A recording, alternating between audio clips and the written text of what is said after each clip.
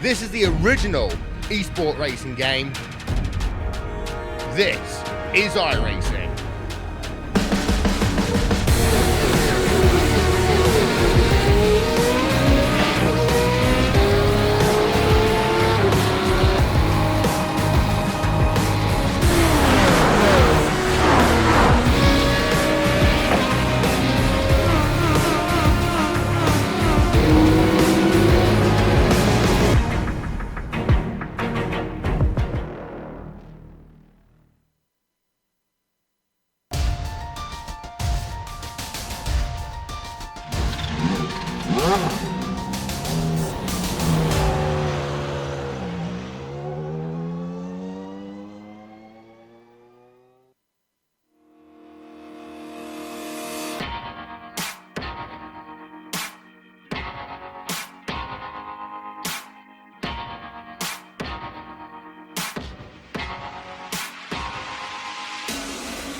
This season marks a new beginning. Witness the raw power, iconic sound, and pure speed from the historic Lotus 79. Experience the competition and glory days of early 80s open-wheel action. Watch as drivers wrestle these ground effects cars into submission. Drivers will face off wheel to wheel. For some, it's a chance at redemption. For others, an opportunity to make a statement. All sharing the same goal, to be crowned champion. Who will be victorious tonight? The Lionheart Retro Series presented by Butt Kicker starts now. When you have a track that is just so good that they name a country after it, you know the fine folks of Elkhart Lake, Wisconsin must be doing something right. Am I right? Yeah, absolutely. I'm just kidding. Come on. Yeah, they didn't name the country after the track, but they probably should have. Those are minor details, though. It's pretty simple. Nowhere else in America can you find a combination of cheese curds, brats, beer, and the best road course racing in the world, right? Robin Miller once said this track is the best test of road racing in North America. And who am I to argue with that? This is Road America. This is Thursday night, and we're live on the iRacing Esports Network. Tonight is round 14 of the Lionheart Retro Series presented by Butt Kicker. This is the DMLC Racing Channel Grand Prix of Road America presented by our good friends at Sam Maxwell Custom. Great to have you with us here. Beautiful Thursday night in Road America. I'm Jason Galvin, the banker. Brian Yazik joining me tonight. I'm Jed Yaman, calling the shots. Good to have him back. And Dougie Beard, the camera operator for this one. And this is the Sim Experience Countdown to the Green. Brian, Road America, I know, is easily one of the most favored circuits on the tour, and not just Lionheart, but across the entire iRacing service. It is the pinnacle of motor racing in the United States, certainly. A picture-perfect track. Oh, you're absolutely right, Jason. Good evening, everybody. Happy Thursday to everybody here at Road America. You're right. I mean, it is, when you think of road racing in America, you think of this track. I mean, it's very iconic, and you can kind of see from the track layout right there. 14 corners, 8 to the right, 6 to the left, 4.048 miles. Elkhart Lake, Wisconsin, and you're right. Cheese curds, beer, and some of the best road racing that you'll just find all around. It's kind of the perfect culmination of it. But, you know, we can talk about it. Jason can hype it in. I can tell you all the special little track facts about this joint. But the best way to get that perspective of how to get around this technically challenging road course is our GSRC lap guide, which we're going to send it to right now. All right, we've got Amjad Yaman in the GSRC Lotus 79, so let's do a lap around Road America. Coming across the start-finish line, the run down to turn 1 is going to be one of your best opportunities to pass. This first corner is admittedly pretty swift, but there's still plenty of braking to give you a chance to sneak up the inside. Watch the dirt on the exit because it can spin you. As we run through the short chute to turn 3, really focus on getting the exit right for this corner. Being able to defend or attack, as well as simply laying good lap times down, really depends on getting yourself a decent launch. You can see the moraine sweep is quite a long stretch, and it'll end into the heavy braking of turn 5. All of these factors combine to mean that this is easily one of the most popular passing spots on the track. Be careful though, because it's also terribly easy to overshoot. If someone has a nose in on you, try for the over-under. From there, it's a quick blast to turn 6 where the crest on entry will catch many drivers out. Do your best not to skitter off into the grass. Switch sides and then keep it flat through turn 7. We're now into the hurry downs, which ends with turn 8. Sneak attacks are possible here, and a lot of times drivers aren't expecting the need to defend. From there, get to the left and give yourself a nice wide entry under the bridge into the carousel. This corner feels like it goes on forever, but ideally you want to get a little wide so that you can cut back and open up the exit. That'll bring us to the infamous kink. Thankfully, the ground effects on the 79 make it a less scary proposition, and you can take it flat. Into the kettle bottoms, the track is going to weave left, which means to line up your braking for Canada Corner, try not to come in at an angle. Hug the left side, get it slowed up, and be careful not to get too aggressive on the brakes because there's not much sand trap before you find the tires. After that, turn 13A will be blind, but once again, no problem in the Lotus. Get the car back to the left side as soon as you can, and make sure to clip the apex and get to the power early for the final turn. Carry that momentum to ensure the car can chug up the hill with a lot of grunt behind it. Hopefully, you kept it all together and have now finished a lap around Road America.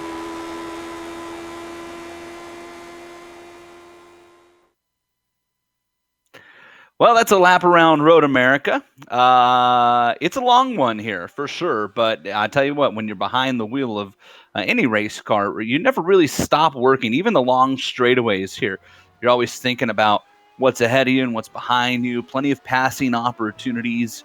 That's what makes this track so beautiful. This is the Sim Experience Countdown to the Green, brought to you by our friends at Sim Experience, the team behind the AccuForce Pro V2 direct drive steering systems. By providing unparalleled realism and the most advanced tuning features on the market, the AccuForce provides a significant advantage to any sim racer. And it can also make for an effective training tool for real-world drivers. For more information on the Sim Experience ecosystem, including the GS5 seat, the Stage Series motion systems, and the Sim Vibe software, head to simexperience.com. That's experience with no first E, so experience, simexperience.com. 5% off promo code for the Sim Vibe software if you use the code SIMXLion. Let's take a look at the point standings here as we are qualifying at Road America. And if you want to make 4 laps, you literally have to get in the car right away and not make any mistakes. So that's what you're watching here in the background. Is point standings right now are presented by our good friends at Butt Kicker. And as you can see, this one has been all Mr. Ryan Otis so far, although David Clymer's doing his best to make a run here, catapulted by that win at Indy and a second-place finish a couple weeks ago at Michigan. David's up there second in points. Paul Jenkins made a move at Iowa up to the 3rd spot. Dustin Wardlow fell 1 down to 4th. And Chris Lanini, the most recent winner in the Lionheart Retro Series, moved all the way up into the 5th spot in the point standings. As we jump ahead and look at the team championship, and this is no surprise, it has been all Raven Motorsports all year, split up into 2 teams this year because of the change in the way the Lionheart team rules are applied, and Raven Motorsports Black with Ryan Otis and James Paulson and Dustin Wardlow have pretty much locked this one up. I mean, if they just show up to races from here on out, that is going to be your champion 2 years running. Although Raven Silver with George Anzaldo and Ron Hacker and Travis Jaegerlener have been caught. Firefly Racing, that big win from Chris Lanini, moved up to the 2nd spot. And don't count out NLR either there. Mark Cohn and Finian are both awfully strong contenders, as we've already seen with Mark winning a race and Finian up on the podium in our most recent race. Butt Kicker Rookie of the Year standings as they stand right now. It is the 2nd-place driver in the overall points, David Clymer, leading the way ahead of Paul Jenkins, who's 3rd in overall points. How about that for the rookies? Chad Dalton, Marty Grommel, and Mark Cohn down there in 5th. Now, Mark did miss some races, so he's 5th in rookie points and 9th in overall points, but that is probably not indicative of the season that Mark has had to this point, also collecting a pair of wins and 4 top 10s in this series. Qualifying has about a minute left here, and you will probably see some things change the way that the standings are currently set up. And how about this? We're going to have quite a race up front because Alex Saunders has returned to the Retro Series after missing most of the year, and Sage Karam making an appearance tonight. And Sage has won every road course but one, and that one went to Ryan Otis. So Sage and Saunders going to give Otis a run for their money, and suddenly what many believed maybe might have been a cakewalk, Yaz, not so much now. 3 capable road course winners up front right now. Yeah, I mean, what's the old expression when a immovable force meets an immovable object? Something like that. I feel like you're kind of watching a science experiment unfold there, because you have Alex Saunders, who is a well-known road ace. You got Ryan Otis, who's having, I mean, statistically, I would probably say one of the best, one of the best retro season-long championships probably from anybody, that's just from the consistency standpoint. And then you have Sage Karam, who has always jumped around and been up at the front end of the stick on the road courses. So it's going to be really interesting. And of course, as we talk about him, guess who lined up 1, 2, 3? Right. It's almost like I saw that before I started talking about them. I saw it too. I just tried to sense, you know. Let's take a look at the starting lineups here for the. Boy, I gotta keep this in front of me because I love Mark Cohn dearly, but we have a handful or a mouthful of words for this race. This is the DMLC Racing Channel Grand Prix of Road America, presented by Sam Maxwell Customs, and it is Alex Saunders capturing the pole. 1 minute 53.930 seconds. Ryan Otis was second, down in the 154. Sage Karam Mark Cohn in the 155s. Boy, how quick was Alex Saunders? He ran a 153 in fourth and ran a 155. Chris Reagan making his series debut, I believe, is in fifth with Lionel Calisto, JP Winchittle, Dean Mardi Gras Mall, Chris Lanini, and Scott Holmes, your top 10. In the 11th spot is the Candyman, Dustin Wardlow, with David Altman, who recently celebrated a birthday this week in the 12th spot. 13th, the Ryan Cones, Ron Hacker, 14th, 15th, the series founder, George Anzaldo, with Fidian Ducana to his outside. Chad Dalton rounding out the next row with David Clymer, who's going to make a long row from the back to try to maintain some of the momentum he's built up through the season. Travis Jagerliner, 19th, with Paul Jenkins in 20th. Jumping down to 21st, and it is one of the members of the first place team overall team points drivers, James Paulson. Let's try that one again. James Paulson, a member of the team that is in first in the team standings. That sounded better. James Paulson, Eric Block in row 11, Mike Belair, and Richie Hearn. What? Richie didn't take a qualifying lap? That is brave. Frank Beezer and Mike Rigney and Adam Young, and 4 drivers. I'm guessing that they all attempted qualifying laps and all picked up instant points or had a crash somewhere and didn't get them all in. So if you are Richie Hearn, Frank Beezer, Mike Rigney, or Adam Young, Amjad, get the onboards ready because it's going to be fun to watch. Hey, speaking of onboard cameras in this race, we have 3 of them. Travis Jagerliner is in the iRacing iFlag on board for Raven Motorsports Silver. Mark Cohn in the DMLC Racing channel on board for the number 39 car with 2 wins this season so far. And we will ride on board with your points leader, Ryan Otis, in the Sam Maxwell Customs on board camera. Otis starting from outside of the front row with Alex Saunders on the point. Road America, Elkhart Lake, Wisconsin, as we come down the hill and under the cheese bridge here on this long pace lap. Opened way back in 1955, and if you don't think this track is something special, it was recognized by the U.S. National Register of Historic Places. That, to me, is super cool and a fun little note about this track. But this is the Lionheart Retro Series presented by Butt Kicker. And Yaz, why don't you tell us a little bit about the details of this series? Well, the series details here, you got round 14, as we talked about, the 2 drops, the Lotus 79, adjusted fixed setup, cashing prize is $7,600. Now, I kind of rushed through that because there's something that I want to talk about. Usually on the pace laps, you hear these Lotus 79s, those engines just thundering to life. Well, if you notice, everybody's being real quiet because everybody is clutching. I'm just kind of cycling back through the field, and it's as quiet as a procession of mouses coming down that straightaway right there, right before the Speedville sign. Everybody's trying to get to the right number. So you kind of saw it there. 15 laps is the number that people are aiming for fuel. But when you have a 31 lap race and carry the math, that you see where the problem's lying. So a lot of guys are really going to try working on extending that first stint to make it to just only having a one-stop race. But Jason, I mean, you and I both ran this race last year. Where do you fuel save at Road America in this car? When you're green, I think, to me, the easiest place to fuel save is how you take the carousel. And I know that I used to also, in this car, I would clutch it going into Canada corner.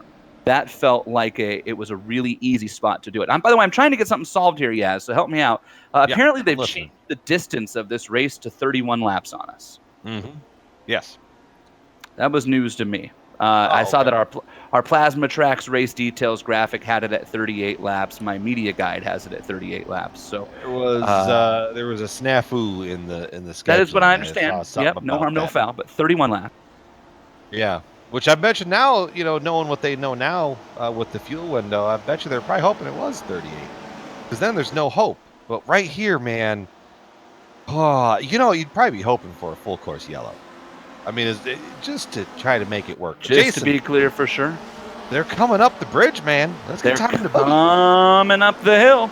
Ready to go for 31 laps here at Road America, and it's Alex Saunders and Ryan Otis bringing him to the green, and Saunders is on the loud pedal. Sage Karam gets a phenomenal jump and is right up next to Otis. Is going to maybe have that position, but look at Otis now getting the draft, and Mark Cohn says, I want a little piece of this action as they head off into turn number 1. Let's see if they can get through turn 1. We got problems out back. Problems out back. It is Finian that went spinning. There's a couple cars off into the gravel on the first corner. David Clymer second in points. Finian went spinning, and it was actually Clymer who got into him. And boy, that started with a huge checkup. Ron Hacker was off the throttle way early and pounded the brakes with a car inside of him. Finian did a great job of recovering and caused all sorts of chaos. We'll get back to the replay, but David Clymer's car is severely damaged.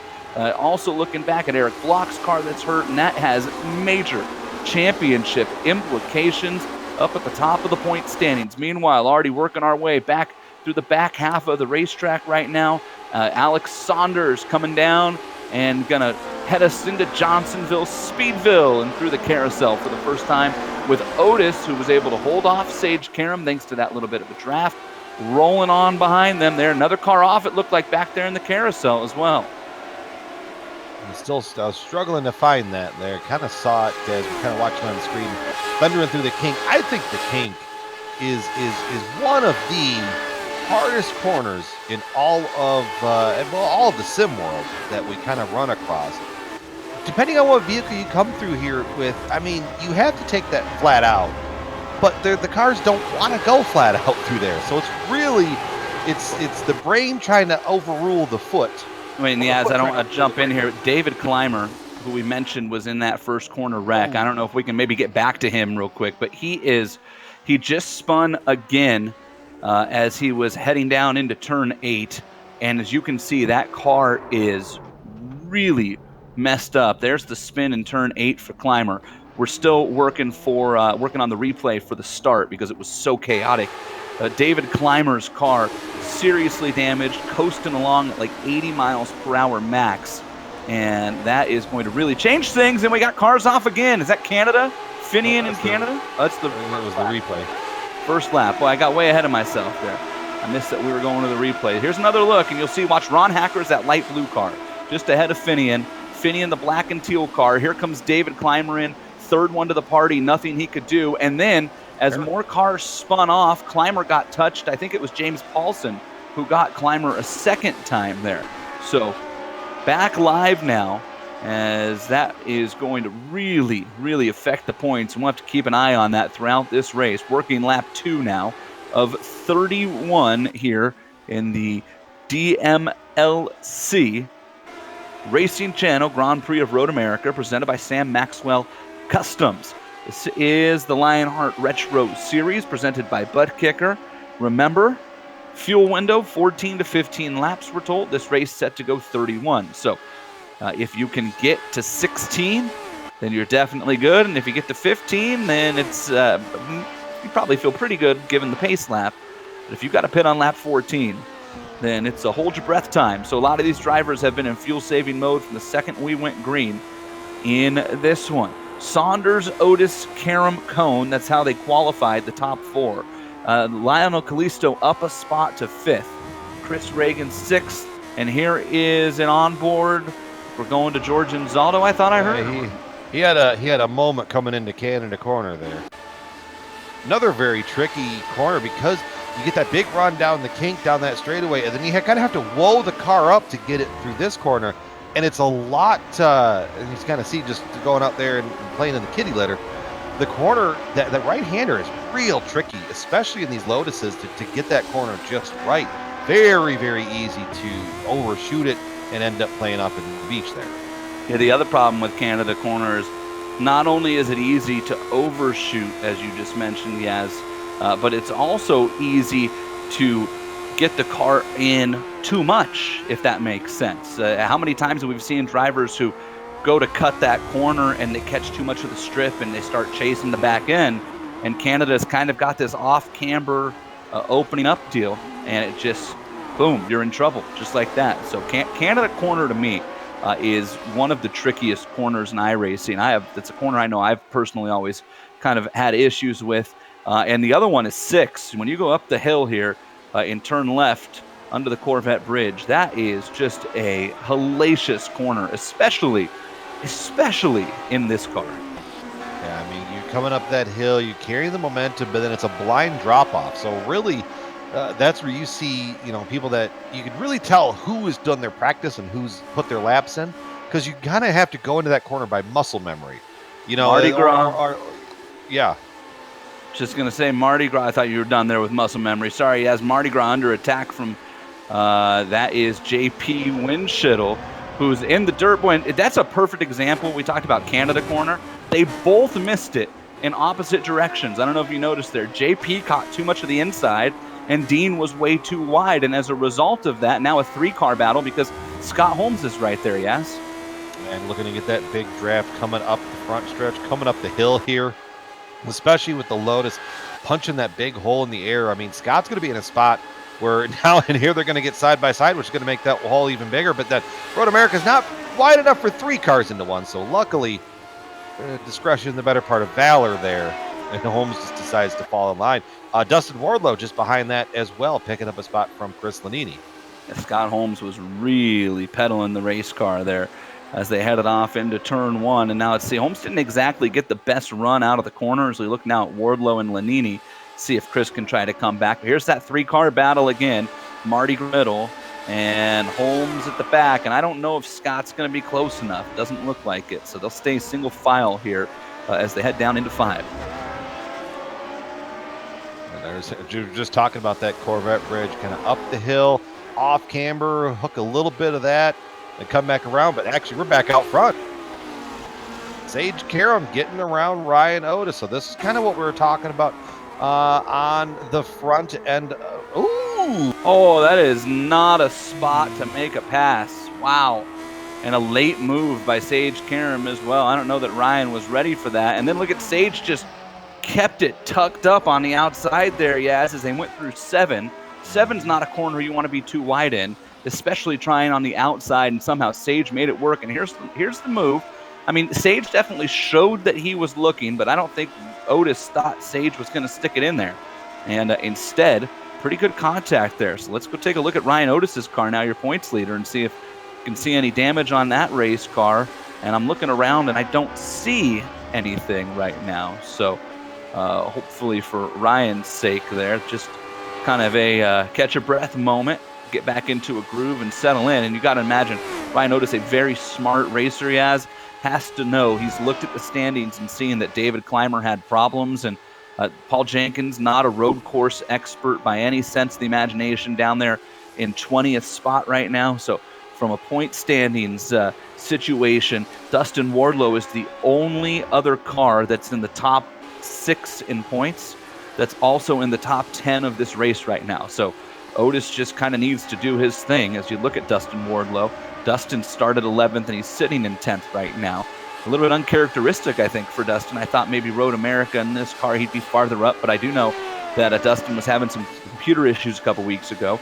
Not sure if that's affected his ability maybe to get as much practice as he would like for this one, but I would definitely keep an eye on Dustin here and see if he can't find a rhythm and start making up some ground as well. Dustin also the king of fuel saving, if you remember, Yaz. First IndyCar win for Dustin Wardlow came at the Motegi Road Course last year, 2018, and he did it by saving more fuel and also somehow being the quickest car on the track. So wouldn't be surprised to see Dustin kind of knife his way up through the field here and also make this a one-stop race. Yeah, that race stings because I remember last year I qualified second. Dustin put it on pole. I qualified second. And I followed him for the first couple laps, and he made a mistake. And I got around, and I'm like, man, this is going to be good. I pulled out to 3 seconds. Well, I had to make another pit stop, and he didn't. So, you know, he kind of came away on that one in the winning end of it. But I mean, especially now with a lot of the telemetry and a lot of the software that's out there. I mean, we're kind of looking back off of the engine cover there of Mark Cohn, the Watchman, looking back, watching what's going on behind him, more likely in the mirror. I mean, with all the software that's out there now for sim racers, I mean, it's the fuel game has completely changed now. You're not basing it off of a feel or, trying to hit a number on the little F4 window, I believe it is, Right. inside iRacing. Like, you've got down to every lap, that number can change. Boy, how much has that changed that you had to just ask which hot command box it was? Like, is that the F4 box? Like, that's how little we think of it. Like, that's not making fun of you. That's just how little. It's a great point you bring up. How little we think about it when we're in the race car and the Indy car, right? Because we just look over it with sim racing apps, JRT. Pick your timing device of choice. And half the team just asks me. Right, exactly. Well, yeah, me too. So you and I run different softwares, and oftentimes we find each other as teammates on the IndyCar side, kind of bouncing those numbers off each other. And I think that when we both know that we're clear is when everybody else on the team kind of goes, okay, So because sometimes they're off a little bit, but it's usually not much. I would probably say maybe half a lap at most. I mean, depending on the track. And we're talking half a lap on, like, not half a lap at Road America. Oh, George. His night's getting a little bit rougher here. The front end of that car is destroyed. Yes. And Frank Beaster, is he just out trying to build a sandcastle, or he's part of that too? Somebody else was off there as well. Let's get a replay. Here's George, and George has actually towed it to the pit. So I think George's night is done. That's another underrated corner. Because if you put just the slightest bit of that tire, Beaster just time to make the donuts and keep going. Yeah, hey, if Frank comes back and wins this, that's going to look pretty cool. But see, there's somebody else off too. Was that Adam Young who was off behind him? It was a riding shotgun car. I didn't catch the number. It was Adam or Taft. It might have been Taft. No, Taft's not here. It was Adam. Look at that. Oh, Adam Forever Young. For once I just threw a dart at a wall and it stuck. Hey. Boy, look at this. Look at this hornet's nest coming up the front straightaway. Battle for 19th. That is an intense battle for 19th, let me tell you. Yeah, I mean, there they go. You see him weaving back and forth. Richie Hearn was probably raced on this track in real life back in the kart days. I would imagine. Was he driving the Budweiser machine, right? At one point? Yeah, and I think and then Food for Less, right? At one point in the IndyCar series, I believe. Yeah. I had the Richie Hearn Food for Less IndyCar Series micro machine. There's a trivia fact. That's a mouthful. There's a trivia fact for. Was it that Micro Machines? That was the guy that talked really fast on the commercial. I think that is correct. Hey, battle for 19th here. James Paulson inside a Beaster. Richie can maybe stick his nose in as well. Oh, Richie! Way to hang on to it. Got back to the throttle a little too hard. Big bobble up the hill and under Corvette they go. Paulson in 19th. That's Beaster in the blue and yellow car in 20th. Richie in the Wilson tennis ball sponsored car back there in 21st. Well, let's go back up towards the front of the field. We got a battle for the fourth position heating up. Mark Cohn has it, and he has Lionel Little Train Callisto all over the rear wing of that Lotus 79. Little Train having a little bit of a mid-season to late season revival, basically. I mean, the first part of his season, just no luck, couldn't get anything to get right and get it going. And then lately, I mean, we've been seeing that 97 machine up more towards the front end of the field, which, quite frankly, when I saw he was on the list for the season, that's where I expect him to be every single week. Made a big run at Mark there, but couldn't quite get tucked up, and then lost some ground in turn one. One is a really unique corner in the draft because the car pushes almost like an oval track in turn one here in the draft because you're carrying so much speed. And in this car specifically, as I know you remember, you're not using a ton of brake getting into turn one. It's not like the Indy car where you got to pound down from sixth to third. This car is fifth, and you go down into fourth, and then you're kind of into third and like hug it real tight, and you're almost back into fourth right away out of the corner. So this car, I remember vividly having issues with it arrow pushing on the exit of turn one, and that's the only road course corner I can remember in this series in either car that we run in the Lionheart series or Lionheart ranks. That's the only corner on the only track where I can remember an arrow push. Scott Holmes issues, I hear? Yeah, Scott Holmes spinning right after, that's right before the Johnsonville Bridge there.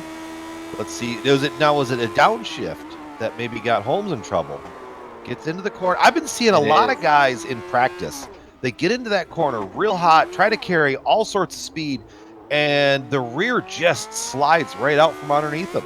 You cannot shift this car late, downshift it late. If you try to slam the gears like the Indy car, this thing wheel hops big time. Also blows up, as I found out last year. Also an accurate statement, indeed. Indeed. All right, let's reset our top 10 here. We're on lap number 8. And was that buried in the sand or the tire wall? Is that Mike Villar? Oh no! I had a great run at Indy and a great run at Michigan too, and then see, this is exactly what you were talking about a little earlier. You come off that corner, and that rear tire puts off into the black, kind of the black abyss out there, and you just hook it straight into the tire barriers. Yeah, there is a really tight window. This is still a replay. And a pass for the 4th position. Little Train goes around Mark Cohn into turn 1. So on lap number 9, a change for the 4th position.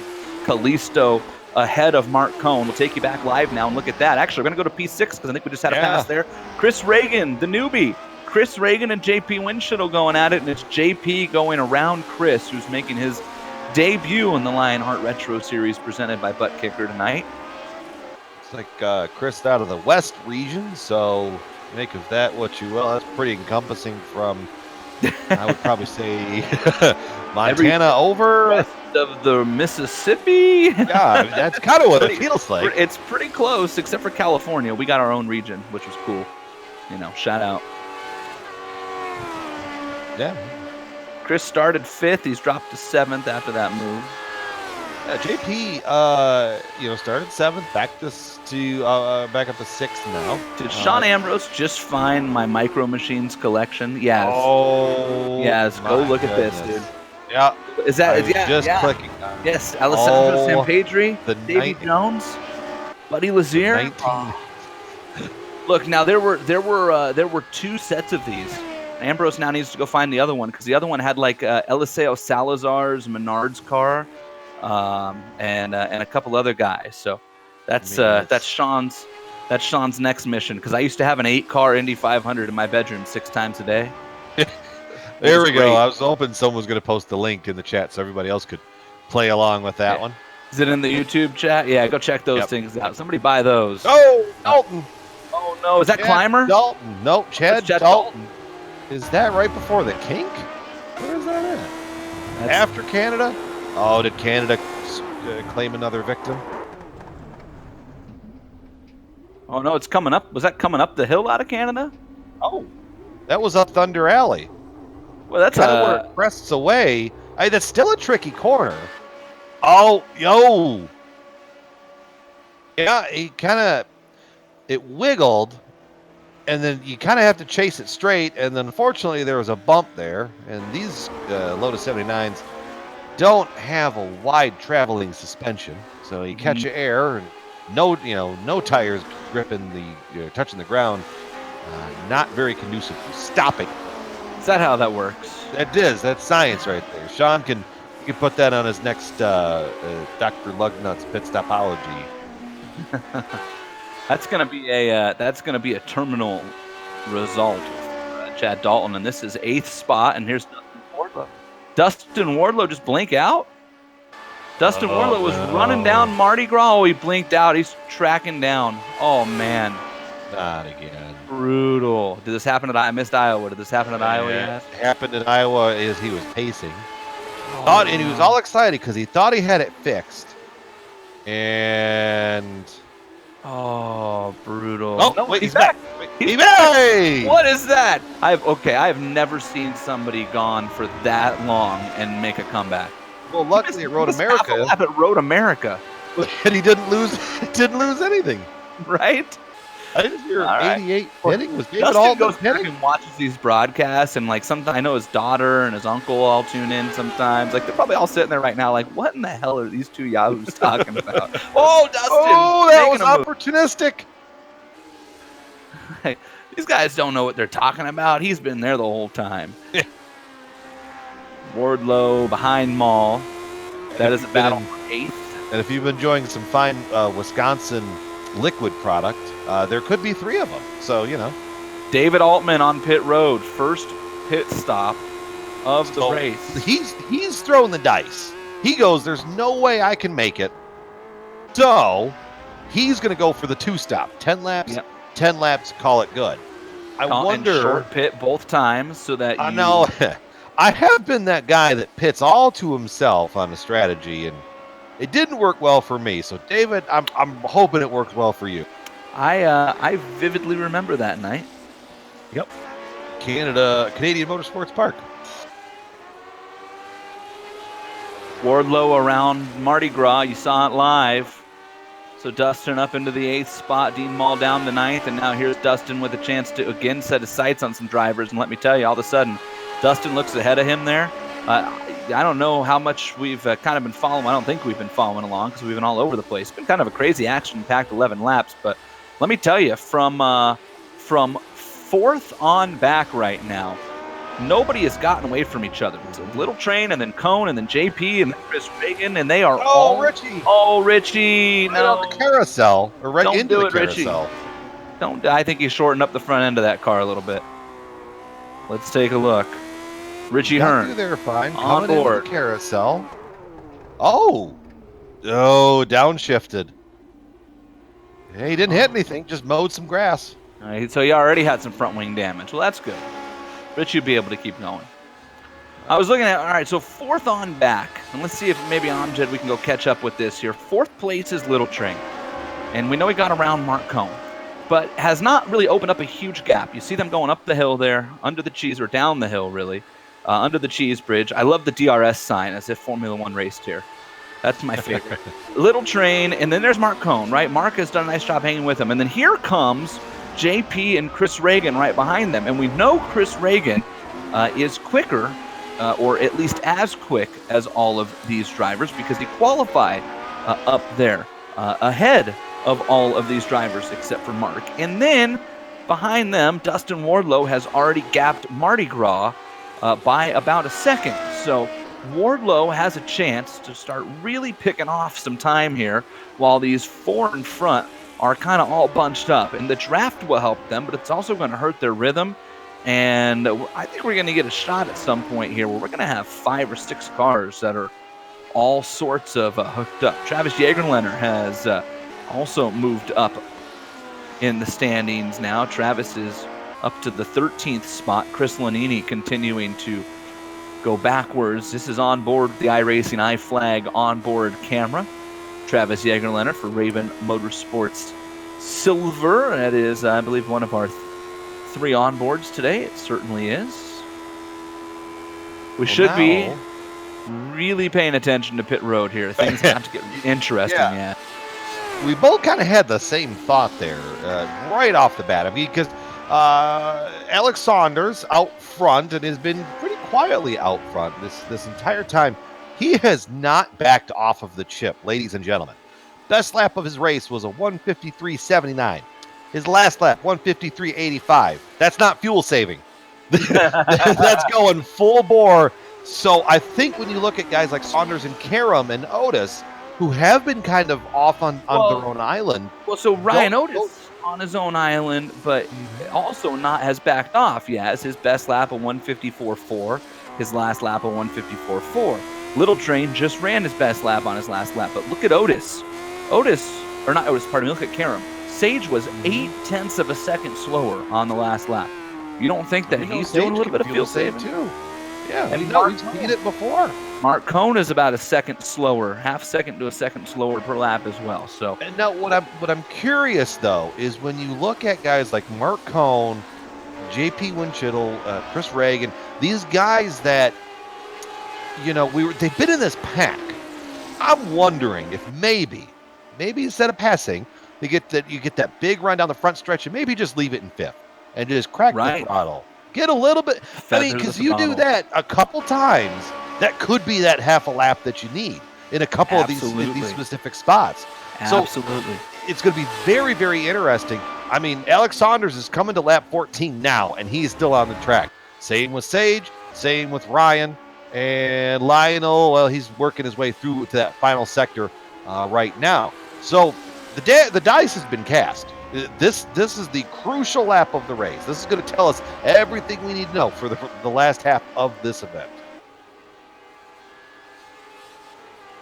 Alex kind of out on his own right now, and as we look back through the pack, that's Lionel just coming down the front straightaway, and Alex Saunders is like, well, I'm halfway through my lap already.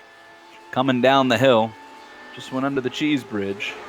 On his way into turn 5 as he came through the moraine sweep there.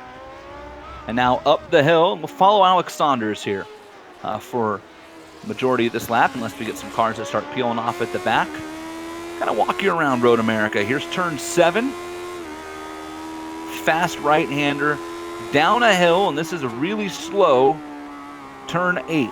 Hard left, up through the gears towards the carousel. Some drivers downshift here, some don't. They like to use the RPMs of the car to kind of rotate it back into the throttle, and now one of the longest runs of being flat out on any road course in the world. From the kink, which is technically turn 11, here's 11A in Kettle Bottoms, still wide open, still on it. Down towards Canada, and you pound the gears all the way down to second gear, back hard on it, out on the rumbles. Here's 13, it's a quick left. Sometimes you got to blip the throttles if you're light on fuel, you might not. Into 14, and that's the back half of Road America, or as I like to call it, the exciting half, because the front half is really just 2 right-hand corners. That's not wrong. And look at everybody. They count 4 corners in the first 2. I feel like the first half's an oval. If you look at the track, like it's turn 1, and then turn 2 is really just a bend in the road. And then there's turn 3, and then turn 4 is just a bend in the road. So 2 rights, that's what we're going to call the first half of this track. Yeah.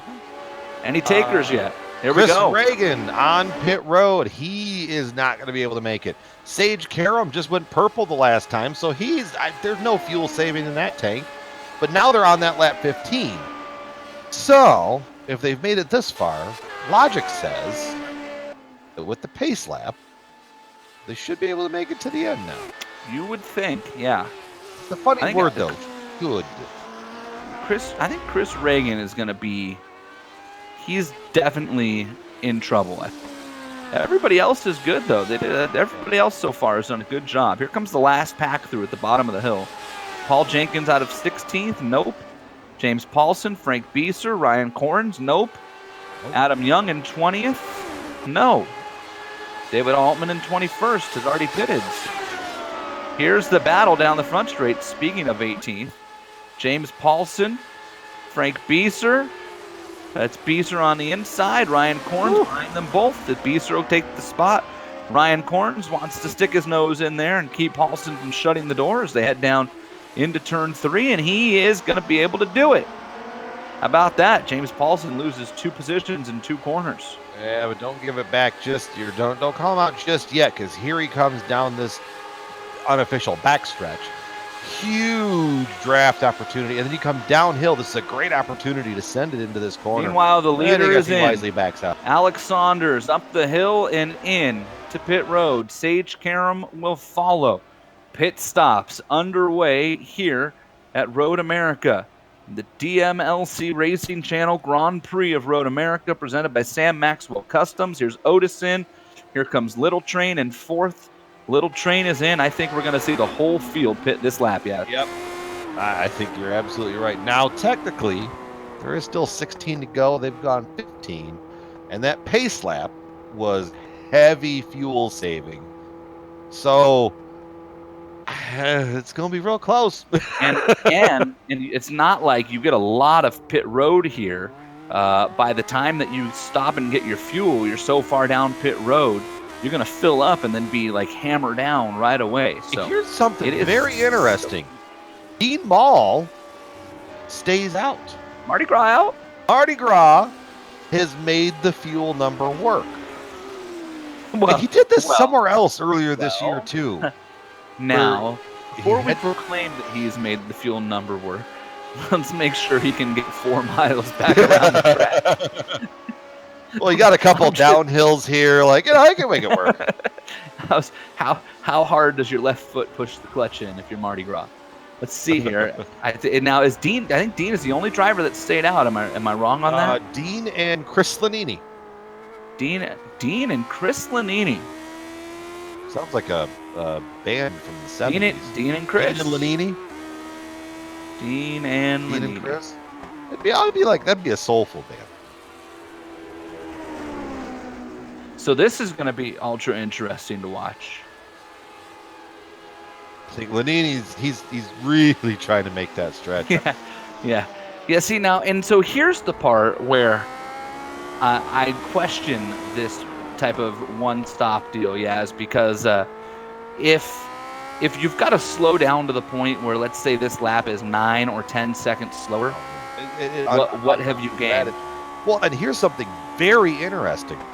Dean has been able to keep Sage at bay. Correct. Came out. So, I mean, Dean has found a way to make it work, be fast. I think now he's getting out of the way. Here we go. Sage goes by. All right, now let's watch this here, Amjad. But, I mean, if that's the end of the race. Can Dean get up the hill? Let's see if Dean can get up the hill. Oh, he's full power. That thing is singing. Now does he there? Oh, well, he's not out of harm's way yet. Look at this. Impressive What a fuel run numbers by from Mardi Gras.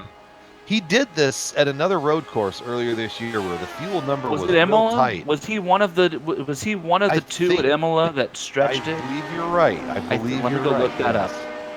It's either that or Sebring for some reason. Chris Lanini, you see on the track, he's just trying to find a spot to hide right now. It's David Altman, who's on the two-stop strategy, goes by, but Chris did make it back to pit road. Dean taking all the imperial gallons of fuel that he can take, and he's it away. I was in points. Let me go pull up race results here. Imola. No, it wasn't Imola for Dean. Dean was 12th at Imola, a lap down. I do remember Travis Jagerlener was able to make the number at Imola, and that surprised the day and stole a third place because of it. But he did not do so here, I don't believe. So go check Sebring for you here, Yaz. There was somewhere that he stretched it out longer than a couple of others. And Chris Lanini is now off of pit road. This is the battle for 6th. That is JP Winchell, the 56 car, black and red, and Chris Reagan. You're on board with the newcomer to the Lionheart Retro Series, presented by Butt Kicker.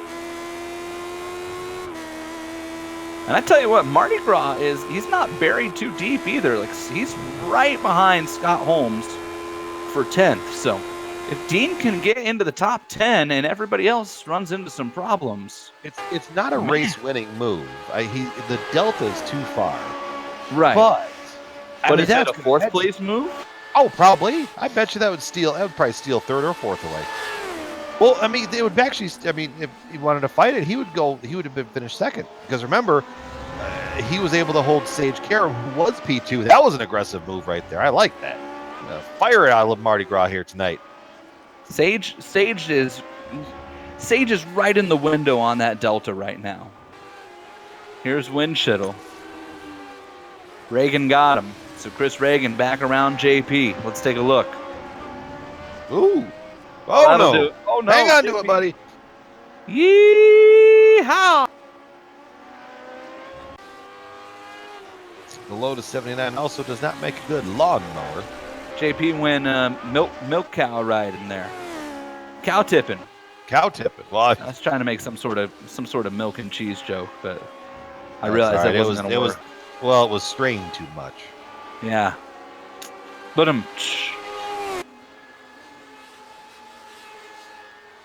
and Mardi Gras trying to separate from Holmes a little bit. I think Richie Hearn, you see in the background, has been lapped.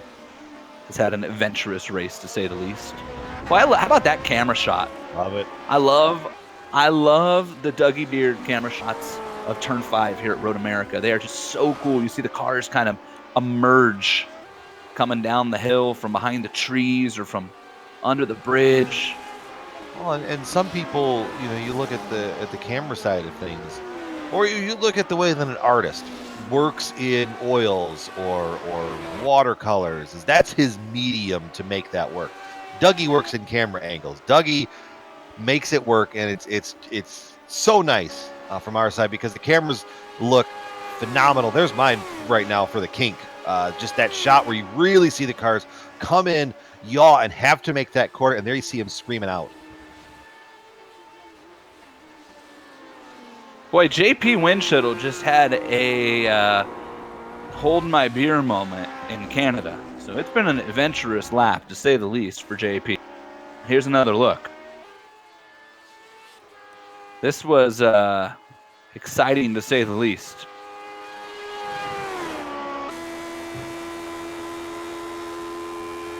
This is him coming down. He got some wing damage up there. Yeah, he does. The angle looking weird. He does have some front wing damage for sure. But watch this. Oh my. Oh no.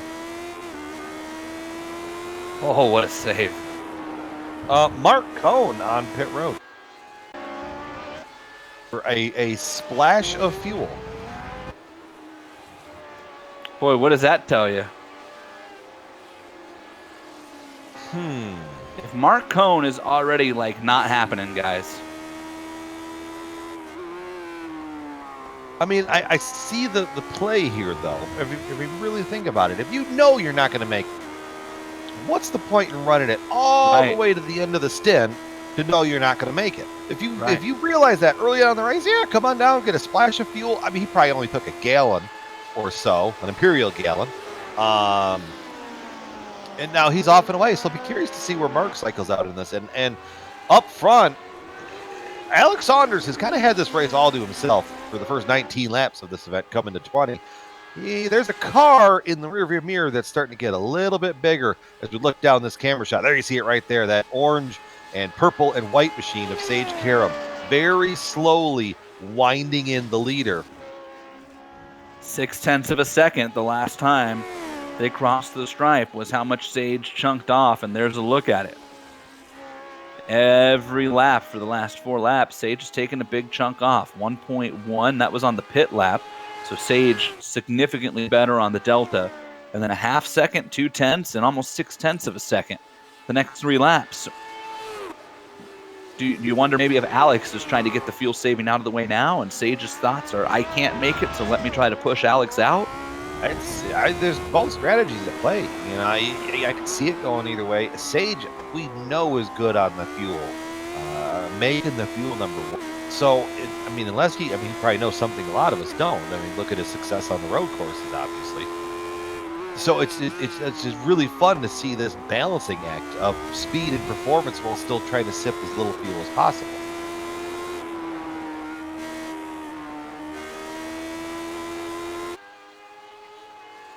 On board with Sage Karam. I heard an Dustin Wardlow, the Candy Man, has received throughput fell to unacceptable levels. Oh no, we did lose Dustin.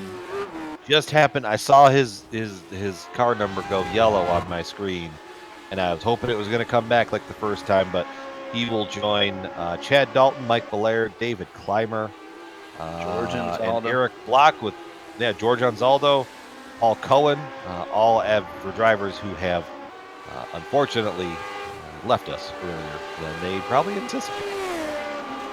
Man, that is brutal for Dustin. It's going to fall all the way down to 22nd, and for a driver who I know he felt so confident coming into this year with this race car, felt like this was his chance to win a Lionheart championship with Saunders and Block are not running as much. Not that you want to do it against any lesser competition, and Ryan Otis came back, so there's plenty of quality talent here, but I know that Dustin really felt like he was one of the 2 or 3 favorites, and I know a lot of other people felt that way as well. Things have just not worked out for him in this series so far this year, really in IndyCar either. There's been some self-inflicted moments, but there's also been computer issues, and there's been a whole lot of just in the wrong spot at the wrong time. And unfortunately in racing, you can't control what you can't control, right? Just like life. And Dustin Wardlow, another example of it here. Receive throughput. 2 words simulation race car drivers hate to hear. Meanwhile, Sage Karam is like knock knock. 1.9 and counting. Yep, is closing little by little. Lap 21. So we're coming up on 10 to go as these cars scream down the final section and into. Well, and with the trees there and the fences, I mean, there is. I've been told from people that have been there and stood in that corner, it is a thundering noise as the cars come down that, because the way that the track slopes down, it focuses all that sound right at you if you're standing on the backside of the fence there by Canada Corner. Up the long hill, look at this camera angle. Oof, there they go. Down the front stretch, Alex Saunders maintaining a little bit of an advantage, but Sage is eating into it. A 54.56 for Alex and a 54.23 for Sage. So little by little, that car in the rearview mirror for Alex is going to get bigger and bigger and bigger, and then before you know it, you're going to hear car inside or car outside. Sage has had to work in this one. There's no denying that one. Qualified 3rd. Got that great jump on the start of the race. Oh boy, Sage, hang on to it, buddy. And here's your 2-stop all the way strategy for David Altman, by the way. He just announced he is coming into pits. Yep. So David Altman, who decided right away, I'm going 2 stops. I'm going to split them up equally, is going to pit as he comes around. And he's going to fall out behind Ron Hacker, hopefully, or for his sake, he's hoping he can get out in front of Rigney Cones, Paul Jenkins, because that's just a knot of cars, and you don't want to end up in a knot of cars. They're all working up the hill. He is rolling, so this could be real interesting going off into turn 1. Quick stop for Altman. See that black and yellow car just gonna get out in front of all of that.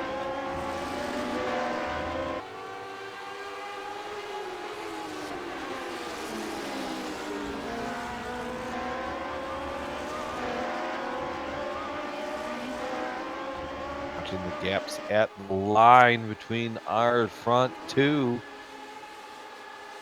Another 1/10.5 to Sage that time. As these laps are winding down, he's just able to find this extra gear and just keep applying that pressure.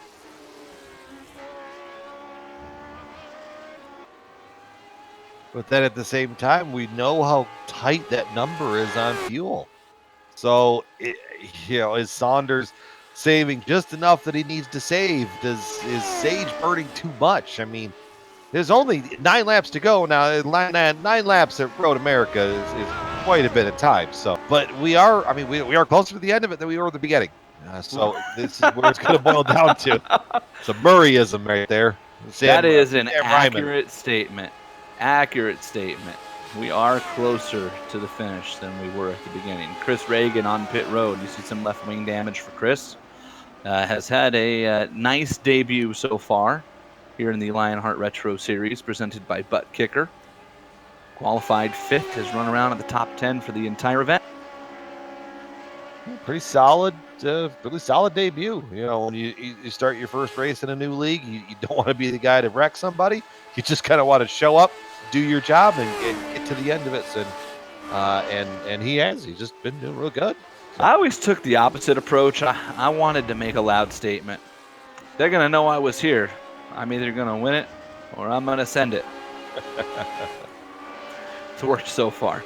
Hey, this is the DMLC Racing Channel Grand Prix of Road America, presented by Sam Maxwell Customs, part of the Lionheart Retro Series, presented by Butt Kicker. I want to thank everybody out there on iRacing Esports Network, following along on the live stream on YouTube.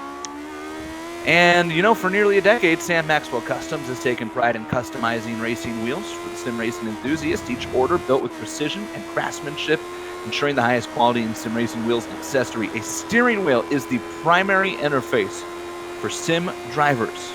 So wouldn't you want the best? You can get yours today at sammaxwellcustoms.com. On board the Sam Maxwell Customs camera there that you were looking at with one Ryan Otis. And here's the battle for the lead.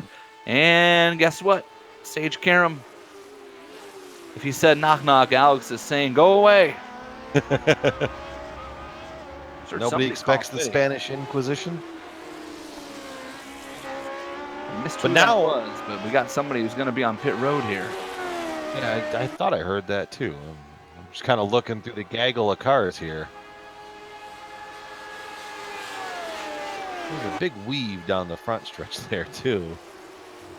I don't know if it was JP calling it and then not being able to get in. He's there. Carry on. I'm keeping my eye at the entry point to pit road. I'm just glad that you heard it. Anybody won't know. I'm just, I'm not the only one who heard it. That's good. Well, I mean, of all the voices in my head, that was the nicest voice. I hear voices all the time. Frank Beeser. Going once, going twice. There at the end of turn 14. Oh, a little bit of front end damage on that 32 machine. That's not going to end well. Oh, gosh.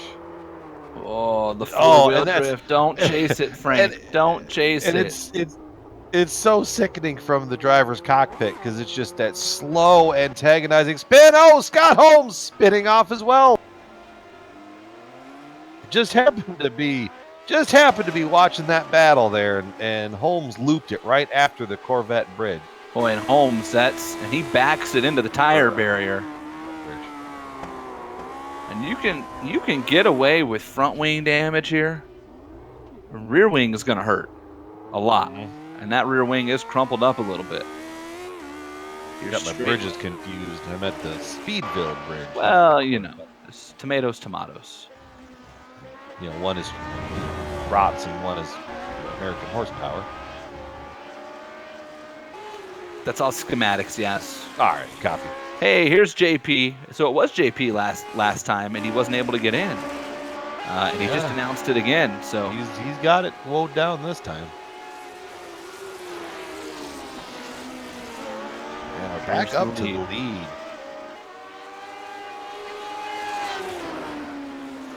Alex Saunders has led every lap of this race so far.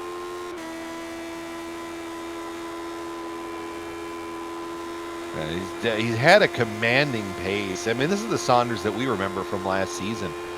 Just on these roads, just that fast, consistent lap times. He would just scoot away from you. You didn't feel like he was that much faster, but he would just move away from you every single corner.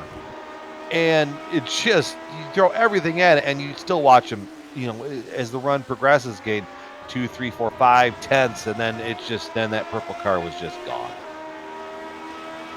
JP Winchittle is out, and he will slot in right now in the 12th position. We still have, how many cars are still on the lead lap here? 19. Everybody but Beeser, who is still running, is also on the lead lap.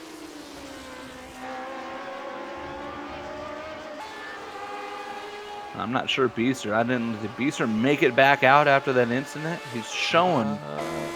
Nope, he just manually disconnected. So everybody who's still running is on the lead lap. How about that?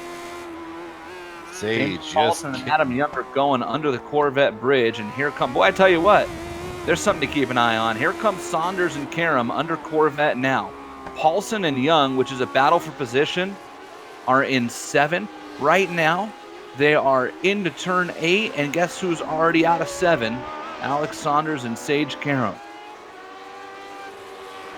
This is going to get very interesting as we get more down towards the conclusion of this event. Had a lot of action in this one, a lot of passing so far. Many incidents that will be critical to the point standings. Ryan Otis just comfortably hanging out in the 3rd spot. David Clymer was out in a lap 1 wreck. Paul Jenkins has had a quiet, inauspicious race and is up to 15th. Dustin Wardlow with internet connection issues. Chris Lanini trying to play fuel strategy right now in 16th. Travis Jagerlener has quietly, and I mean quietly, worked his way up to 9th, and then Chad Dalton with a wreck. Mardi Gras Mall, that's the most interesting one of all. He is in the 5th position with an extra lap of fuel. So Mardi Gras has been doing some work. I would say he would be able to probably get to 3rd if it worked out the same way. I think he could get up to 3rd. Jagerleiner, also being our hard charger, started 19th up to 9th. Just steady progress out of the driver. Finian, just in front of Travis, is up to 8th from a 16th starting spot. But let's not forget, Finian was sideways before turn 1. Oh, yes. Finian got run over going into the first corner when Ron Hacker kind of slowed down a little bit earlier than everybody expected, and David Clymer came piling in there. Couldn't get to the brakes hard enough. And Finian has rebounded up to 8th so far. So I bet if you would have told Finian, hey, with 5.5 laps to go, you would be an 8th and still have plenty of opportunity to improve on that, he would have been happy about it. Here is a pass for the 9th spot. Chris Reagan just got around Travis Jagerlener. Now remember, Chris has made 2 pit stops already, so. Yeah, I mean, that's. See why that was a lot more easier than I think they were anticipating. Mark Cohn in 7th, Chris Reagan in 9th, J.P. Winchittle in 12th, and David Altman in 13th have all already stopped for a second time and are good to go. Everybody else is a question mark, with the exception, we believe, of Dean Mall and Chris Lanini. And let me tell you, if Dean and Chris end up being a question mark, everybody else is going to run out of fuel. Oh, Sage had a moment coming up at the top, coming out of Thunder Valley. The car, I think he caught a bump, and the car jumped a little bit, and probably sent that heart rate up a couple more beats per minute. And those two are firmly in the wake of the lapped cars, and there are 4 of them ahead. That's James Paulson and Adam Young in a battle for 18th that are nose to tail. And then in front of them, Mike Rigney is trying to chase down Chris Lanini. We're going to stay with the battle for the lead until the end of this one, barring an incident somewhere on track. And Adam Young, look at that. Adam says 19 is not that important. Let me get out of the way. Yeah, this is not my battle. I'm going to get right out of the way. Now, Paulson, I think Paulson's close enough. I mean, you're getting the blue flag message from the game at this point. This is a bad spot for Paulson, though, because he's going to be in Saunders' way pretty much. Oh, it's been a spot to move. What? Well, that's convenient. Yeah. And the racing gods just gave Adam Young that spot back. They did. Sure did. With plenty of breathing space, by the way. With 3.5 laps to go, Paulson's not chasing Adam back down. He did. That'd be a great comeback. It would. So now that's 2 of the 4 cleared out. And Lanini and Rigney have kind of opened up a little bit. I don't know if Rigney had an issue somewhere on this lap, but he was closing in on Chris, and that gap has opened. So now that'll kind of clear things out for Sage and Saunders. As we're coming down to 3 and some change left in this. A little bit of dust coming off the back of that number 3 machine up through Thunder Valley, around turn 14, down, or kind of up the main straight instead of down the front stretch, up the front stretch here. Sage at 0.6 of a second back is close enough to get a draft, and you can see it chopping away from 0.6 down to 0.5, down to 4,500 hundredths as they head into turn 1, all the way down to 43 hundredths of a second. That draft is worth 0.2 on the front straightaway, yes. It absolutely is. And now, Jason, what I'm wondering is if Sage has caught a little bit of that wake, and it's making it that much harder to try to make that move. Because, I mean, we watched him run down Alex Saunders. Absolutely run him down. And now he's here, and it's either a coy move to try to save some fuel, or maybe he's feeling a little bit of that arrow effect, as it was someone that got out of the way there. Or maybe Alex was in fuel-saving mode and let Sage get close and thinks he can keep him at bay. Who knows? Although I don't know that Alex would have let him get this close. That's awfully close. Christianini also getting out of the way. So all 4 lap cars doing a nice job. It was Mike Rigney was the black car they went around. And now Sage and Alex can pretty much race it out to the end. 2.5 laps to go. The next lap car is Paul Jenkins. He's coming out of the carousel now. He has Ryan Corns in front of him. I think the leaders will maybe catch them on the last lap. It might, as if that last lap needs any more extra ripple. Right. Coming around 2 laps remaining through Canada.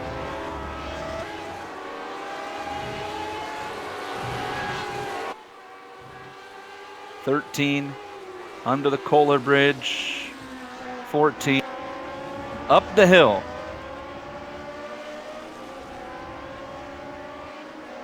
And across the start-finish line. 2 laps to go, 8 miles.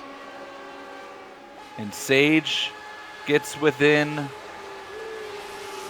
39 hundredths on the front straightaway that time. So he made up a little bit of ground.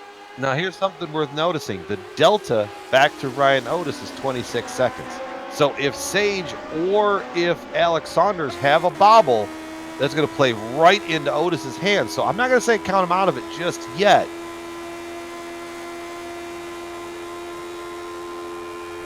By the way, look at how close everybody is from 6th on back. Scott Holmes in 6th to Travis Jagerländer in 10th are within 10 seconds with varying pit strategies in there as well. It's just all sorts of ripples for this race. It's really exciting. Coming down the backside of the track and towards the carousel. Here's the left, turn 7. Speedville and the carousel. I am wondering if Sage is trying to save fuel to get to the end of this race. Off of 10 towards the kink. The kink is 11. Should be flat open here. And Sage not really gaining. In fact, you can hear him pedaling if you ride on board with him, kind of. Maybe just trying to push Saunders out or set up for a move on the last lap. Well, they're coming down to it, Jason. I mean, nobody else is pit yet either. No, I would not want to run out of gas here. It's a 4-mile lap. I mean, they have gone by the end of pit road, so here's where it is. White flag, 1 lap, 4 miles and some change to determine who is going to win. The DMLC Racing Channel Grand Prix of Road America, presented by Sam Maxwell Customs. Will it be Alex Saunders? He has led the first 30 laps from the pole. Or will it be Sage Karam? Both of them bobbling off at the end of turn 3, technically down there. Down this back stretch underneath the Sargento Bridge. I think Sage, he's just committed to riding to try to make that fuel number work. Boy, down to the bottom of this corner, shows the nose. And here come some lap cars side by side in front of them through Corvette. Told you that last lap was going to get interesting.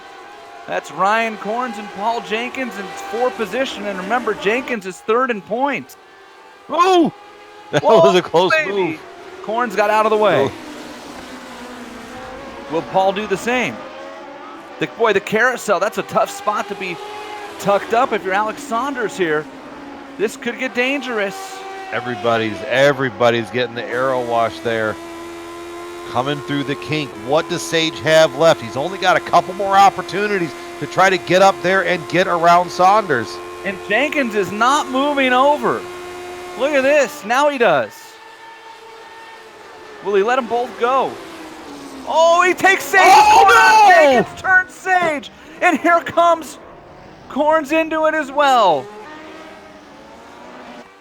Saunders up the hill through the final corner. Alex Saunders pulls through the gears and he could practically coast home from here. Alex Saunders, for the 2nd time in 2019, is a winner in the Lionheart Retro Series presented by Butt Kicker. Sage Karam is coasting. Is he out of fuel? Sage is out of fuel. He doesn't even have the momentum to get up the hill. Unbelievable. Where's Ryan Otis? He's coming around the final corner right now, seizing the opportunity. Ryan Otis will steal a podium, or steal second place, I should say. And Little Train is going to steal a podium. Sage has... Kalisto is out of fuel. Chaos on the final Here lap. comes Mardi Gras. Can he do it? Mardi Gras into Canada. Kalisto's car is still kind of on and off the throttle. Through the final corner, it bobbles. 70, he's got enough to get on the gas. Up to 90 and it cuts out. It cuts out. Here comes Little Train and here comes Mardi Gras. They're going to drag race to the line except for only one of them's on the throttle. Mardi Gras under the bridge. Is he going to get there at the stripe? No. Little Train steals a podium. Battle for seventh. Scott Holmes and Holmes and Finian. I think that's actually even an extra spot because of Sage being out of fuel. Here they come across. Mark Cohn to 5th. Holmes to 6th. Holmes out of gas. Oh, did Finian get him? No. No. Scott Holmes held on. Wow. All right, let's go back and take a look at the contact heard round the state of Wisconsin. Sage Karam. Paul Jenkins. Paul moved over, but he just needed to be on the brakes more. Situational awareness there. He moved over, but he needed to have that thing way woed up. There was nothing on the line. And Sage, look at this. Saunders around the outside, and Sage comes in and expects Jenkins not to be there, and Paul is still there, and Sage turns across, and you can't really blame Sage for that. Let's go on board with Sage.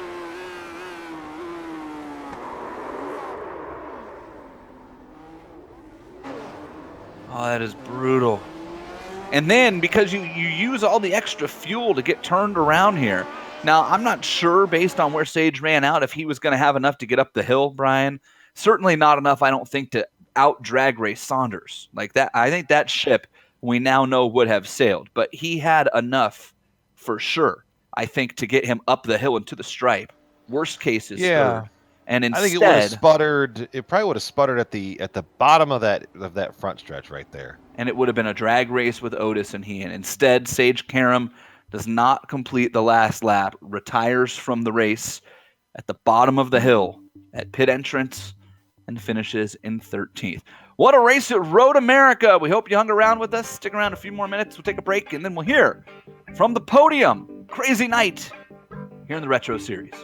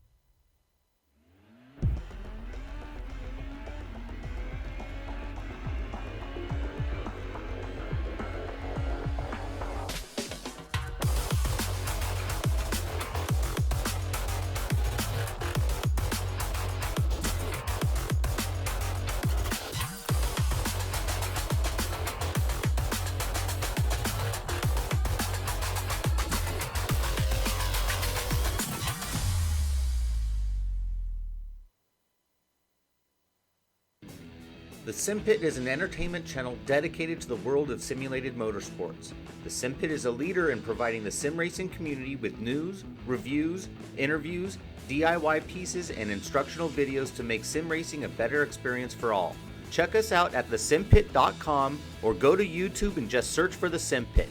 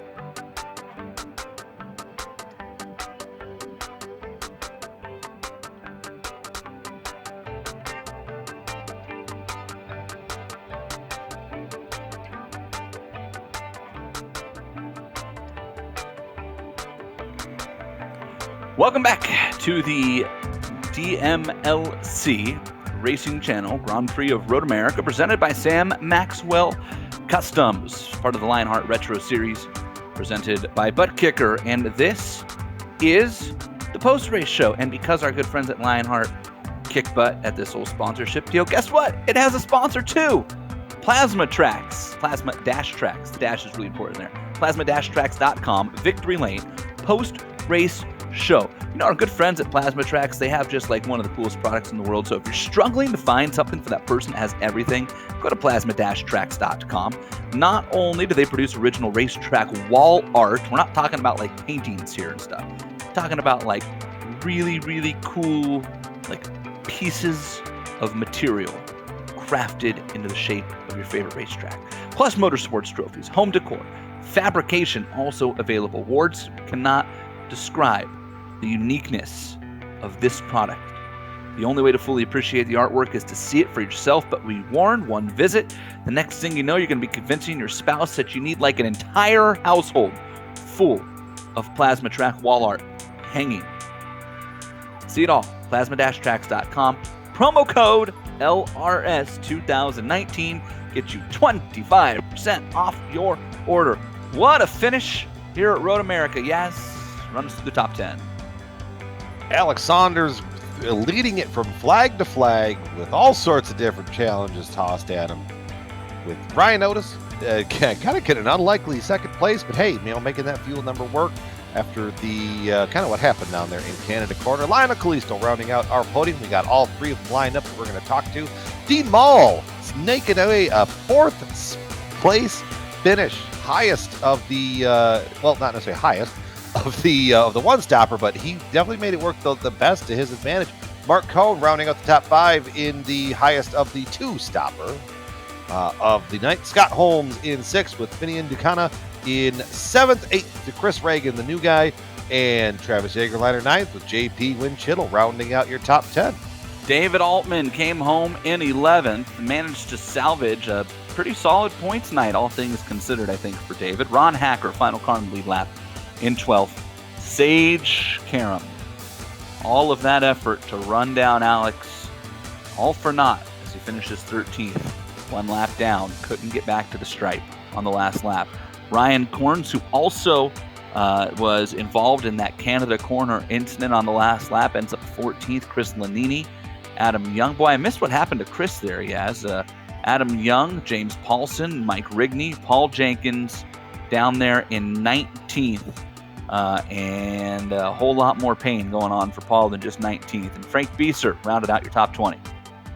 In Blackjack, 21st, Candyman, Dustin Wardlow, after some network connection issues bit him. Richie Hearn finishing 22nd with Chad Dalton 23rd.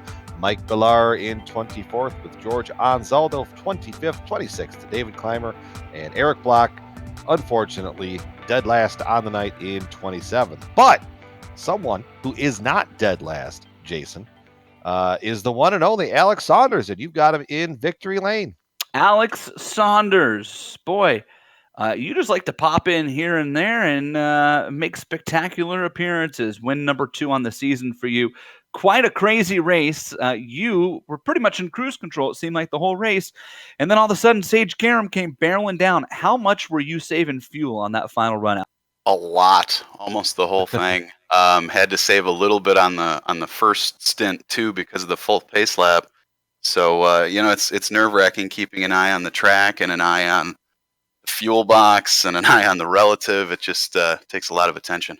How concerned were you when you looked up in your mirror and saw that Sage had barreled down on you and spent those last 5 laps really just tucked up behind you? How concerned were you that he had found a way to maybe make it to the end and push you out?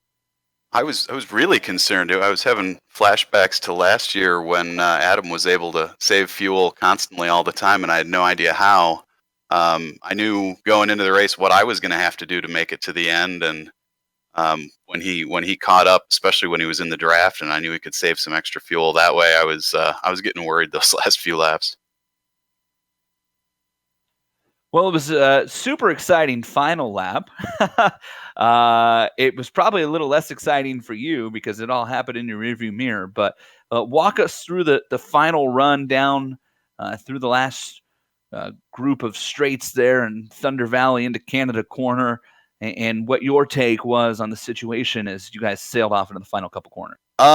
Yeah, I think by the last lap, I knew I had enough fuel saved that I was full on it on the last lap. But then we caught the lap cars. I think we had caught a couple, maybe coming out of 7 or something that I had to dodge around. That may have been the lap before.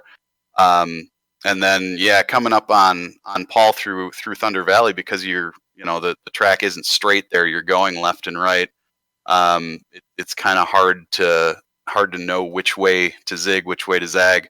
I know Paul came over voice. He tried to say something, but honestly, over the engines and the focus and the red mist, I didn't really hear what he said. So, just kind of tried to stick my nose where it would be obvious which way I was going to go and hope for the best. And, sailed it in there pretty good. I knew I had cleared him before the corner, and then I saw, in the rear view, all the chaos breaking out, which, I hate it because me and Sage had a great run, but at the same time, these guys, when you catch them, especially when they're racing with somebody that's right there for position, everybody's got their own race going on, so it's just kind of one of those deals.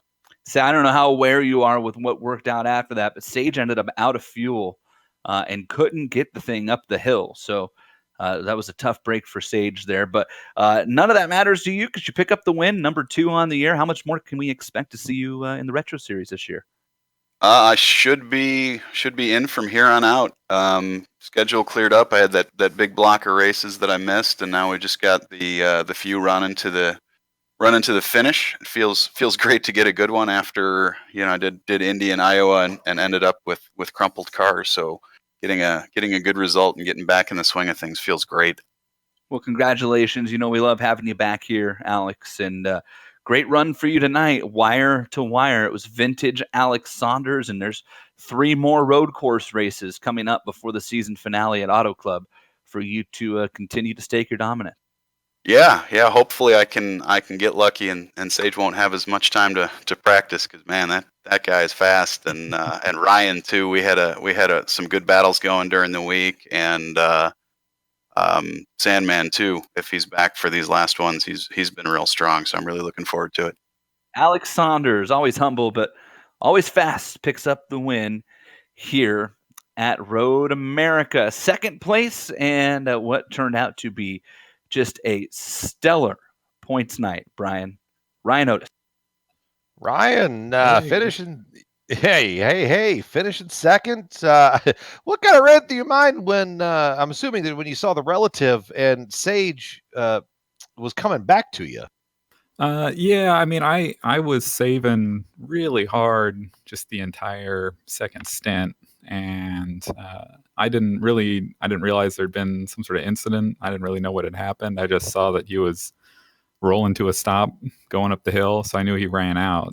So I felt like I was kind of the third best driver, putting in a third place drive, and just sort of lucked into second. Well, I mean, and luck is really not the way to describe your season so far. You've been a very statistically probably one of the best seasons in Lionheart history from a statistics standpoint. All of your competitors in the points had bad nights. I mean, and here you go, finishing and capitalizing second. So I mean, we're getting down towards the end of the season. Are you kind of letting yourself have those thoughts of the championship yet, or are you still business as usual week in and week out? Well, I certainly wasn't in this race. I kind of made a little mistake early on and tried to save a little at the wrong time, and Sage just came barreling up on me, and I knew where he was going to try to pass, and I was like, "Man, you can have this. We'll just try not to touch, and I'll just try to play it safe here." So that worked out okay. But yeah, from here on out, I feel like if I can just put in some some decent top fives or top tens, then I'll be in pretty good shape. I'd say you're pretty, more than pretty good shape, but well, just the modesty there is impeccable. As we head down the road here, I mean, what's the approach? I mean, you talk about putting in good, clean efforts. I mean, how does that from a driver mentality standpoint? How do you quell the red mist and maybe kind of have yourself have the situational awareness? Well, I kind of felt like maybe I eased up a little bit too much here, like in qualifying, because I made a little mistake and dipped a tire, and so I didn't have a good lap and ended up sort of playing it safe.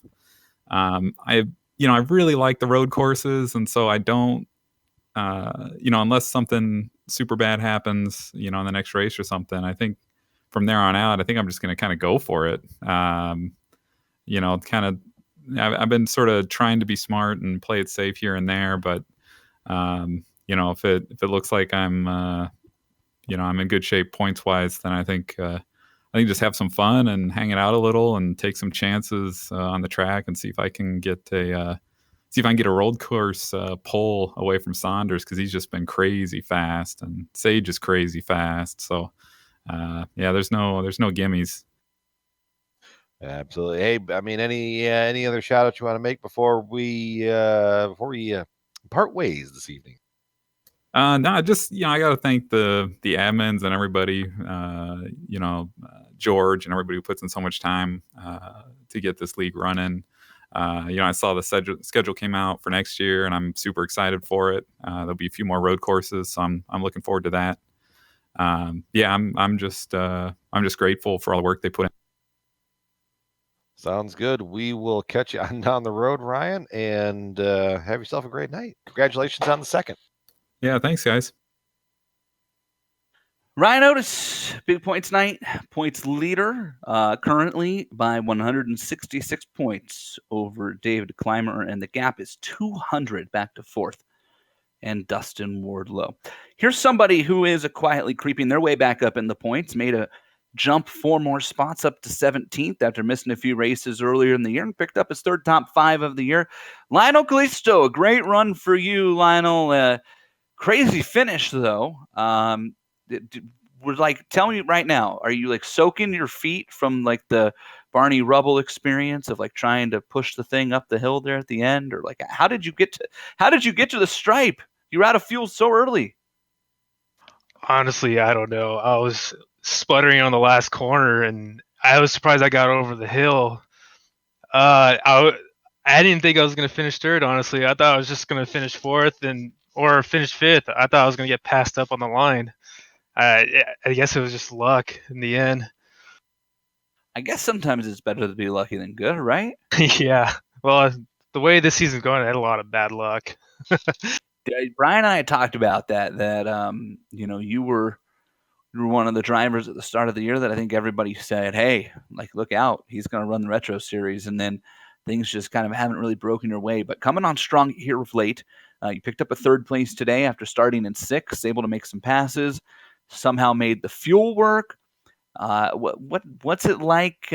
What's the feeling in your camp right now as we head into the last couple of races here and you start to pick up some momentum?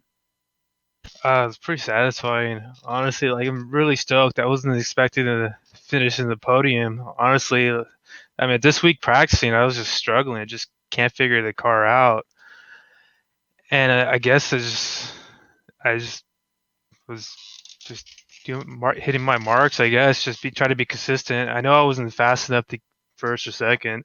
I thought I was going to finish around 10th or 11th. Uh, Hopefully, the next couple races, I'll get a couple good finish and try to make my way up into the standings as best as I can. It's there's 4 races left in the season, I believe, and 3 of them are road courses here with Canadian Motorsports Park at the end of the year, Laguna Seca, but up next, Sonoma in the retro car. It's kind of like a unique combination. How you feel about Sonoma in this thing? Looking forward to it. I do like Sonoma. Uh, I mean, I haven't raced her with the L79, so I mean, it'll be fun. Looking forward to it. Well, we look forward to that race as well, and a great run tonight. It was fun to watch you come through the field there, and it was really fun to watch you jump out of the car, turn around, and start blowing out the back, trying to push it up the hill like a sailboat. There, that was that made for an interesting last run up to the stripe. There, nice run. And thank you guys. Hey, thanks for broadcasting the race. Lionel Callisto comes home in the 3rd position. Amjad, are we ducking out or are we hanging around? I'm waiting on Amjad to make the call here. Yeah, why not? Why not, Amjad? Amjad says if we want to do the last one, why not? Brian, It is a presenting guy of the race. he did sponsor the race. Yes, this is the man who is responsible for me having to constantly stare at the notes to make sure that I did not mess up the name of the race because man, it was a mouthful. Brian, why don't you talk to our good friend and teammate Mark Cohn? Mark, tell us about your night, man. Or you decided with a 2-stop strategy. Well, first off, I gotta say, top 5 on a road course. Yes! I'm so freaking happy right now. I suck so much at saving fuel, and I felt like if I'm gonna get a good finish, I would just have to push the living you know what out of this thing. So I love the honesty of I Mark. just I pushed suck at everything saving I fuel. could. I just did everything I could, hoped it would stick. I still kind of overdrove it a bit with a bit too much fuel, but somehow I cranked that out. This is probably one of the toughest drives I've had, period, but one of the most satisfying runs I've ever had in online racing. And that's thanks to all these wonderful people at Lionheart that make it so tough but so satisfying. I mean, you came off a pit road. It looked like you were going to kind of fall in line with everybody to try to make the 1 stop. And then you just peeled off and topped it off with gas. I mean, you realize, you know what, I have to push and I have to attack. And that was your kind of altering move of the race. I just had a gut feeling that there might be a few more that were going to have to pit. So if that was the case, I was just going to have to just try and undercut them. And then that somehow just ended up working. And I was like, yes, I'm getting some positions here. And then at the end, Scott Holmes drove me so clean. I barely got to him. He drove so hard, even with that broken rear wing. I have to give him credit because he had a heck of a run as well to get 6th. Well, good. I mean, and that, yeah, top 5 on the, anytime you got your sponsor, basically you, on the series or on the race and you finish top 5, that's not a bad way to be. Can't complain at all. And I also have to thank, of course, Sam Maxwell Customs, Harpoon Design. I've now got another watch sponsor, Crystal Times, some of the best watch parts you can think of. Huge shout out to them for coming on board. And of course, my teams, NLR, Overtake, everyone. I can't say enough. Oh, and of course, SimLab. I can't forget anyone. I'm just so happy right now. I'm even almost forgetting sponsors. He forgot his IndyCar team. Yeah, should we keep him around? Oh, and LPM. Sorry, guys. LPM. You guys have done so much for me behind the scenes. I can't say enough about it. We're just giving you a hard time, Mark. I gotta have fun with it. Yazik was especially thrilled that you managed to land another watch sponsor because it keeps his nickname for you intact.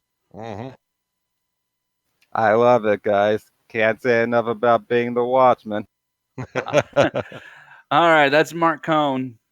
He came home with 5th place tonight for Mark Cohn. Great run for Mark to slide up there into the top 5. Yaz, that's a fun night, huh? Heck yeah, it was a good night. That's your final thoughts? Heck yeah, it was a good night. That was a great night. There was a lot. There was a lot going on. That is why we pay you $1.25 an hour right there, all right? For All that right. type of hard hitting things. There's a lot of ripples tonight. I mean, on the surface, you looked at it from a road course race, and you expected the 3 guys to dominate in the series that do it on the road courses. And while that did happen, there was so much more along the way. It wasn't a very linear path. Instead of A, B, C, D, we kind of went A, and then, well, hey, let's go over here and look at this. And then, well, we're at number 2, and then somehow it's Z, but now we're going to come back. So there was just so much going on. Road America does not disappoint. So there's my final thought for you. There we go. I dig it. I just gave you a pay raise, $2.50 at least. I thought you were going to say $1.51. Oh no, I wouldn't do that. You're the banker. I know that you're too good at math. So, why don't we pay some bills here? Big thanks. Speaking of bankers, right? You like paying bills. Big thanks to our sponsors here in the Lionheart Racing Series, and especially to our friends at Butt Kicker who came on this year as the sponsor of the Lionheart Retro Series. Butt Kicker products, they add instant immersion to any game, unlike a subwoofer that moves air and loses accuracy and force. Butt Kicker products move mass. They produce a haptic immersion. It's powerful, it's accurate. Butt Kicker products add that missing driver-to-car connection and bring more realism and immersion to your sessions. You can see the whole family of products at thebuttkicker.com. Promo codes LION25. Lion25 gets you 25% off your order at thebuttkicker.com. That is an amazing deal. Thank you to our friends at the Butt Kicker. George and Zaldo, of course, the admins here in the Lionheart Racing Series for all that they do. Our great friends here at the Global Sim Racing channel, and they provide the software and hardware that we use for our broadcasts. Shout out especially to June Lalonde for the great music. See the info on the screen for how to get a hold of her for more great work. Big thanks to our team today. Brian, Amjet, Sean, Dougie Beard. If you'd like to find out more about GSRC, head to globalsimracingchannel.com. You can find archived races there as well as schedule of upcoming broadcasts. Follow us on Twitter at GSRC Channel, on Facebook at Global Sim Racing Channel on Facebook as well. Next race coming up October 17th. We get a week off before we head to the roaming hills of Napa and a race at Sonoma. Brian and I promise we're going to do that broadcast after consuming an entire bottle of Napa Valley wine prior to the race. It's the worst that could happen. Man, Amjad must be checked out. I was waiting for him in my ear to just be like, what? Didn't get a word. We also, in fact, we're going to make all the drivers of the series also consume an entire bottle of Napa Valley wine before that race. There, that got Amjad's attention. We also have some upcoming races just going across the stream here. And make sure you check us out, Global Sim Racing Channel, as well as the iRacing Esports Network. Got an IndyCar race coming up next week at Montreal for the IndyCar Series. Going to be a lot of fun there as well. For everybody here at GSRC, the iRacing Esports Network, the Lionheart Series, I'm Jason Galvin. Thanks so much for spending some time with us on a Thursday night. Remember, folks, Newman's first law. Your brakes are useless when you're upside down. Good night.